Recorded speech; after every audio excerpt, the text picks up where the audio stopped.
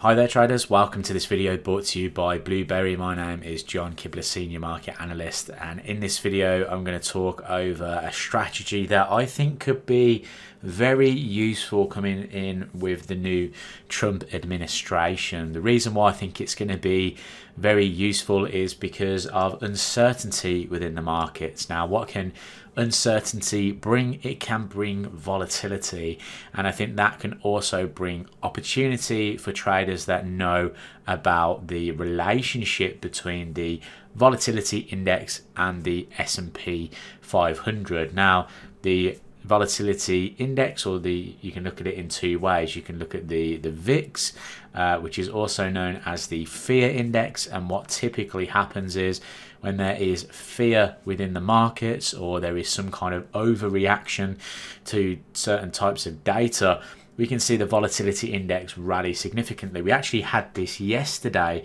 when the news came out surrounding the DeepSeek AI and the fact that they could potentially produce some AI technology and AI chips that are a lot less expensive than those of NVIDIA. It then kind of shocked the market, and we saw a lot of those tech stocks that are essentially overvalued. They came down quite aggressively. NVIDIA nearly down 9% on the day yesterday, or at least over 9% on the day. But this can actually bring opportunities to traders that I don't think a lot of retail traders necessarily know about. Let me know in the comments if you know the relationship between the VIX and the S&P 500 and how you can use it, or at least like the video if you do. Now, one thing that we saw yesterday was that announcement that came through that shocked markets. Volatility index jumped from 16 well, actually it was around about the 14s, but around about 16.3 on the VIX futures market, which I've got here, up to the 20.17. Now, usually what that then you see is a downside in the stock market. So for instance, the S&P 500 shot down, it actually gapped lower on the futures market and then continued to trade lower on the day. I think we were actually eventually nearly down 3% on the day, so you can see. But what typically happens is the volatility index will rally significantly and we'll see that kind of fear. But what happens is fear can diminish fairly quickly in my experience. So what I'm looking for throughout Donald Trump's kind of presidency is this air of uncertainty, which then leads to volatility rally, and which then leads to potential opportunities in the form of this. So one example yesterday was that rally on the VIX, that sharp move higher on data.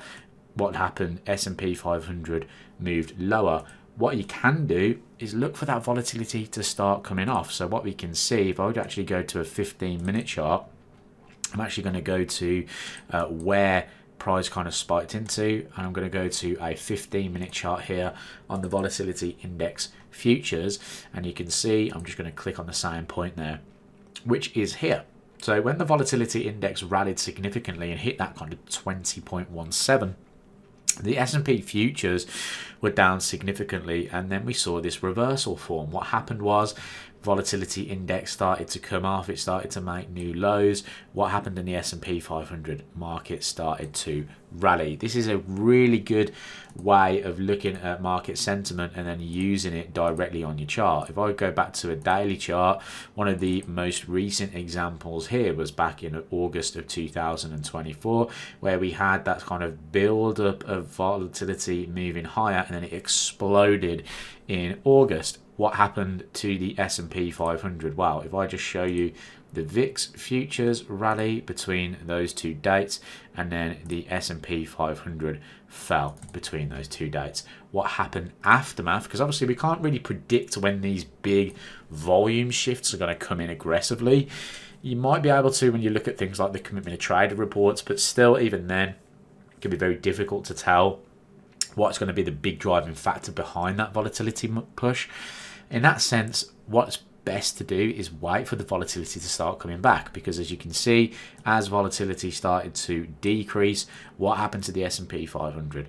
It made its move higher. We had a spike higher in volatility. That was this downside in the S&P 500. It came off. What happened? Markets made new highs. So For me, I think this is a strategy that traders could be using going into this year. Now, if you are a currency trader, not necessarily an equity trader, then one thing that you can actually compare this to is either Japanese yen futures or dollar yen, as that is kind of the inverse of the yen future market.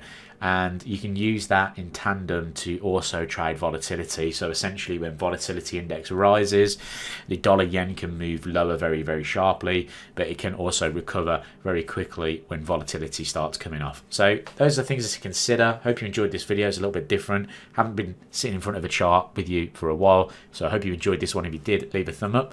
If you are new, please consider subscribing. We do videos like this all the time. So thank you for watching. I'll speak to you soon.